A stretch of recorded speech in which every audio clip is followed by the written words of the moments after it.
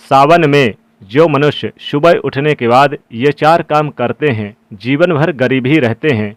बोलिए बांकी बिहारी लाल की जय। श्री राधे। आज सुंदर भाव है। आप सभी के इतने सारे फ़ोन, इतने सारे मैसेज आ रहे हैं कि महाराज जी ऐसा कुछ बताओ जो हमें लाभ दे। तो मैं पहले आपको बता दूं ऐसी वो 4 चीज़ें जो हम सुबह उठकर कर रहे हैं और जिसके कारण हमारे घर में दरिद्रता का आगमन हो रहा है। सर्वप्रथम हमें अपना मंगल करने से पहले उस अमंगल को रोकना है जो हम नित्य कर रहे हैं, और उनसे हम बचेंगे तब हमारे जीवन से दरिद्रता गरीबी दूर होगी और ठाकुर जी की कृपा, लक्ष्मी जी की कृपा हम सबके परिवार के ऊपर होगी। तो पहले मैं बात कर रहा हूँ उन कर्मों को जो हमें छोड़ देनी चाहिए। सबसे पहली बात, सावन में कभी भी प्रातः जब हम सोकर उठें सुबह, तो कभी भी प्रातः काल यानी कि सुबह जो 4 बजे से लेकर 7 बजे तक का समय होता है, तो कभी भी सावन में प्रातः काल हमें भोग विलास में लिप्त नहीं रहना चाहिए। चाहे हम कितने भी बड़े गृहस्थी क्यों ना हो, चाहे हम कितने भी बड़े यानी कि कामकाज वाले, व्यवसाय वाले, नौकरी वाले क्यों ना हो, लेकिन कभी भी हमें सावन में सुबह के समय, भोर के समय, यह ब्रह्म बेला का समय होता है, इस समय भोग विलास में लिप्त नहीं रहना चाहिए। जब हम भोग वासना में लिप्त रहते हैं तो यह भोग वासना ही हमारे जीवन में दरिद्रता गरीबी को लाती है। पहली चीज़ है यह आप याद रखिए कि सावन में कभी भी भोग वासना में लिप्त नहीं रहना है।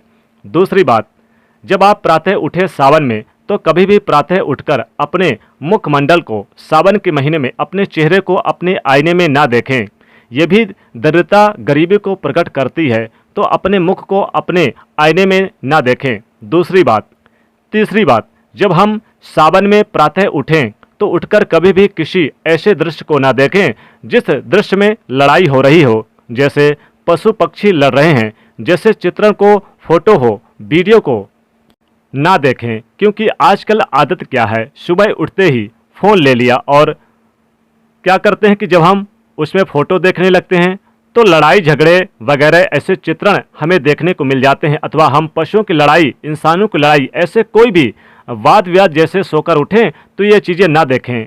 और वहीं हम जब सुबह उठें तो उठकर कोशिश करें कि अपने ही घर में हम किसी से लड़ाई ना करें। जितना हो सके शांति से सुबह को निकाल देनी चाहिए, क्योंकि ऐसा क्रोध में आकर अगर हम लड़ते झगड़ते हैं और अगर तो हमारे घर में गरीबी और दरिद्रता को निमंत्रण लाने जैसा माना जाता है। इसलिए सुबह कभी भी आपको अगर ये आदत है तो आप इस आदत को छोड़ दीजिए। ये गरीबी दरिद्रता को लाता है। घर में सुख शांति के लिए आप सुबह सावन में कभी भी क्रोध ना करें, लड़ाई झगड़े ना करें।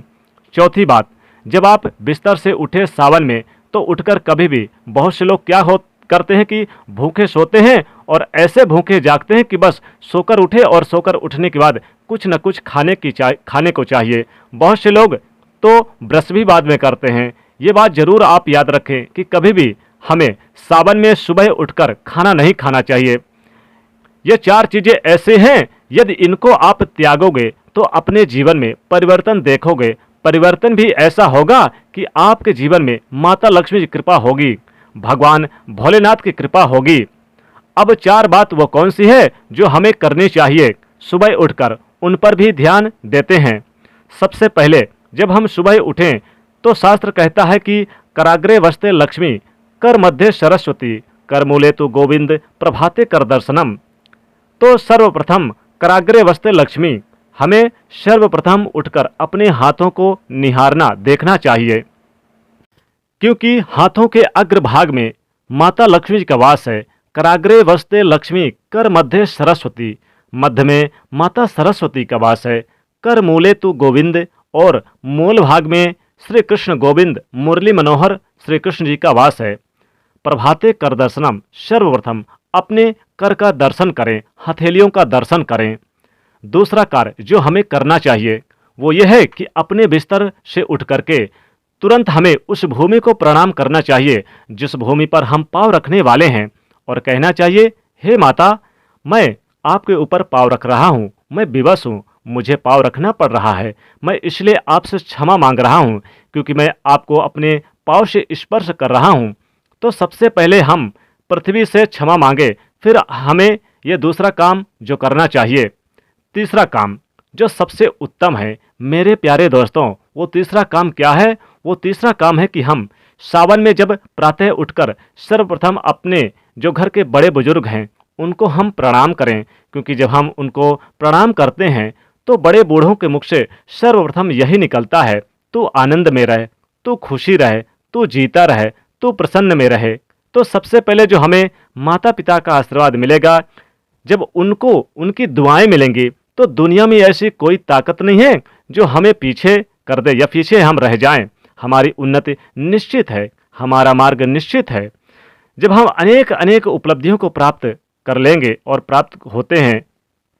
और चौथी बात मेरे प्यारे दोस्तों, सूर्य भगवान को अर्घ देना, ये मत सोचना, क्योंकि स्वयं भागवत जी इस बात को कहते हैं कि जब स्वयं नारद जी महाराज भगवान के उन दिनचर्या का दर्शन करने के लिए गए और दिनचर्या में जब देखा कि स्वयं भगवान श्री कृष्ण क्या कर रहे हैं, तो एक चित्रण नारद जी ने देखा कि स्वयं भगवान श्री कृष्ण सूर्य को अर्घ दे रहे हैं, स्वयं भगवान संध्या वंदन कर रहे हैं, स्वयं भगवान गायत्री जप कर रहे हैं। आप खुद सोचो मेरे प्यारे दोस्तों, जो स्वयं सृष्टि के रचयिता हैं वो कृष्ण भगवान, जो स्वयं भगवान हैं, पार ब्रह्म परमेश्वर हैं, मुरली मनोहर हैं, स्वयं यानी कि इस सृष्टि के रचयिता हैं, वो भी जब मानव देव धारण करते हैं, गृहस्थी में प्रवेश करते हैं तो सूर्यदेव को अर्घ देते हैं। इसलिए सावन में आपको सूर्यदेव को अर्घ जरूर देना चाहिए। इससे भगवान भोलेनाथ की भी कृपा बरसती है, माता लक्ष्मी की भी कृपा बरसती है और भगवान श्री कृष्ण जी की भी कृपा बरसती है।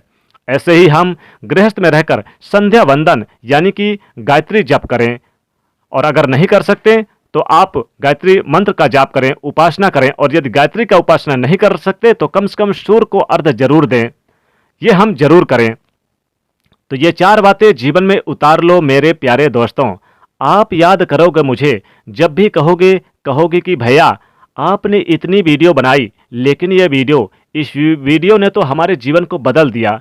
ये 4 चीज़ें ऐसी हैं जो आपको करनी चाहिए, और ये 4 चीज़ें ऐसी हैं जो कभी नहीं करनी चाहिए। आप स्मरण रखिएगा। अगर आप मेरी बात से सहमत हैं मेरे प्यारे दोस्तों, आपको मेरी बात अच्छी लगी तो आप इस वीडियो को अधिक से अधिक शेयर कर दीजिएगा। प्रेम से कहिएगा जय श्री कृष्ण, और कमेंट में लिखिएगा जय श्री कृष्ण, जय माँ लक्ष्मी, हर हर महादेव, जय भोलेनाथ।